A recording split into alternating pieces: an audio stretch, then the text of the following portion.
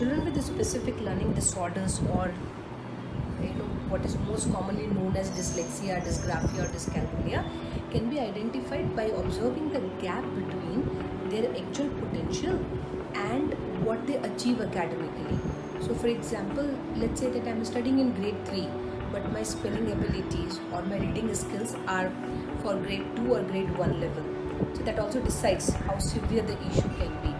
Most commonly, sign and symptoms would be that they make very frequent visual perception based errors. For example, reversals of letters, writing B as D or P as Q, or they can have issues like while copying a number from the board.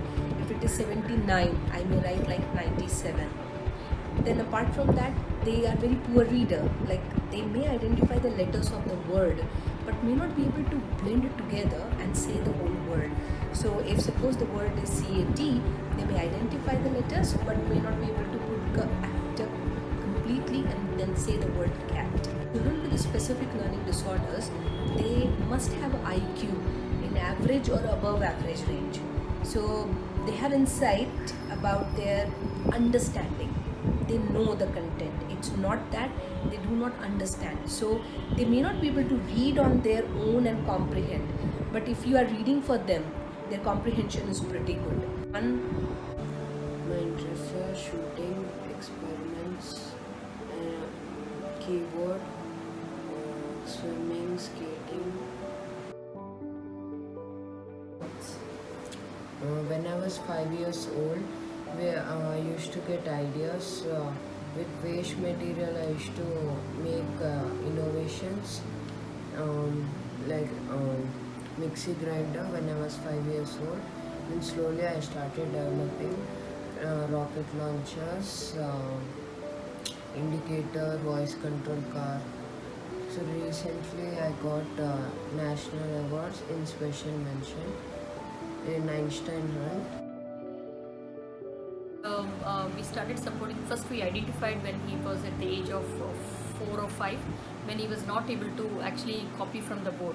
Okay, that's where we reached out to the child psychologist named Dr. Pooja Jha.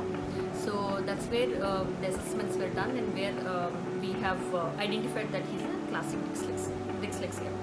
Okay, so post that there was an early intervention done, based on which Dr. Pooja Jha was working with Medhansh for almost I think some 8 months or more than that.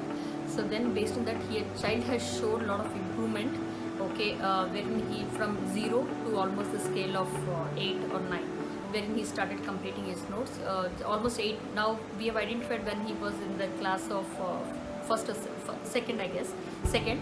Now he's in 8th class, so we have come almost 80%. Now 80% of the notes are complete except the 20%. So that is where. So while the child is classic dyslexia, we started working on his strengths. So one of the strengths is working with all the broken items and making innovations out of the broken things. So that is one, and we started working on the strengths. So that was one of the strengths. And the second thing, we identified that one of the sport, which is shooting, was one of the strengths. So we tried error based, trial and error basis.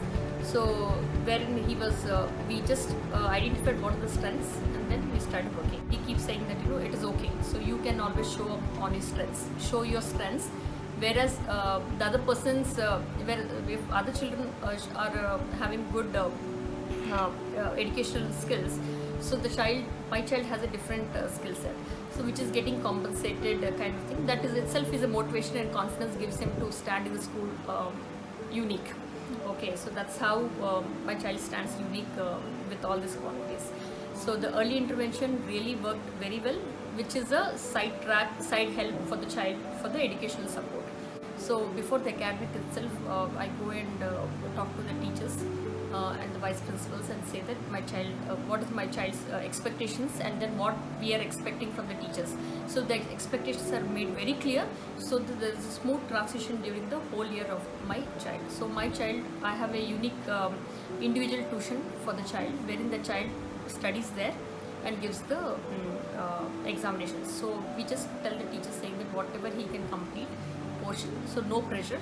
So whatever he can, he will do. He will not sit idle in the class.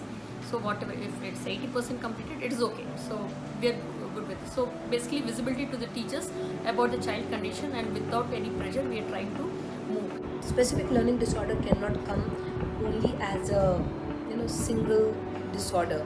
Most of the time it is accompanied, or what we say technically, that comorbid conditions can be many. Very common one is attention deficit disorder. Like, in this condition, I would be inattentive, very easy to get distracted. I may lose my belongings very easily, like forgetting my pencil sharpener, razors in the school, my notebooks in the school.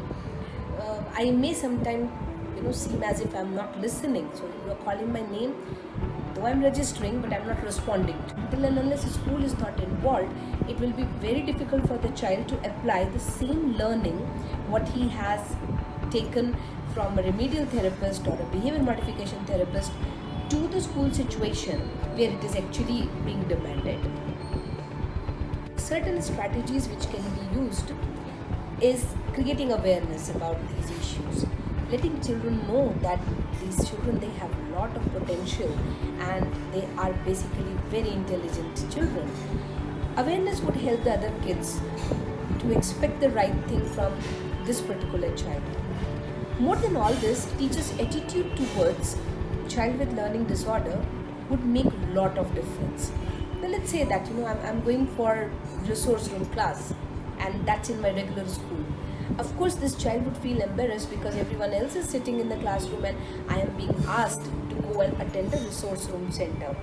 So if the teacher can just change the terminology and say that okay, come on, I want you to now go and learn your spellings in a better way, or why don't you go and learn how to write in more beautiful and faster manner. I think that's going to make it more visible to all other children that it is more to do with the educational requirement, and there is nothing psychological about it, or it's not a psychiatric issue. So tabooing can be taken care.